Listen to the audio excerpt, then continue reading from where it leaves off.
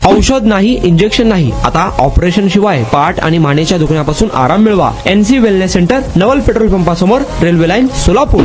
Hirachand Nemchand college of commerce सोलापूरमध्ये छत्रपती शिवाजी महाराज जयंती मोठ्या उत्साहात संपन्न. यावेळी प्रमुख वक्ते म्हणून श्रीनिवास जगताप यांनी छत्रपती शिवाजी महाराज यांची युद्धनीती, सकारात्मक दृष्टिकोन आणि व्यवस्थापन कौशल्य इत्यादी विषयावर विविध उदाहरणे देऊन छत्रपती शिवाजी महाराजांचा जीवनपट उलगडला. आजच्या 16-17 वर्षाच्या युवा पिढीने महाराजांचा दृष्टिकोन आत्मसात केल्यास आधुनिक भारत घडविण्यात त्यांचे मोठे योगदान ठरेल, असा संदेश यावेळी देण्यात आला. कार्यक्रमाच्या प्रारंभी प्रास्ताविक अजित देवसाळे यांनी केले. यांनी महाराजांच्या जीवनाकडे पाहण्याचा सकारात्मक दृष्टिकोन स्पष्ट करताना संकटावर मात करण्याची जिद्द आणि ध्येयवादी वृत्ती त्यांचे महत्त्व अधोरेखित केले. यानंतर श्रीनिवास जगताप यांनी शिवकार्याचा सविस्तर आढावा घेतला. त्यांनी महाराजांची गनिमी काव्यावर आधारित युद्धनीती, सुयोग्य किल्ला बांधणी शास्त्र, सशक्त प्रशासन व्यवस्था आणि अष्टप्रधान मंडळाची स्थापना यांचे महत्त्व स्पष्ट केले. तसेच महाराजांनी उभारलेली भक्कम जलनीती आणि स्वराज्य टिकवण्यासाठी केलेले नियोजन हे आजच्या व्यवस्थापन शास्त्रालाही दिशा देणारे असल्याचे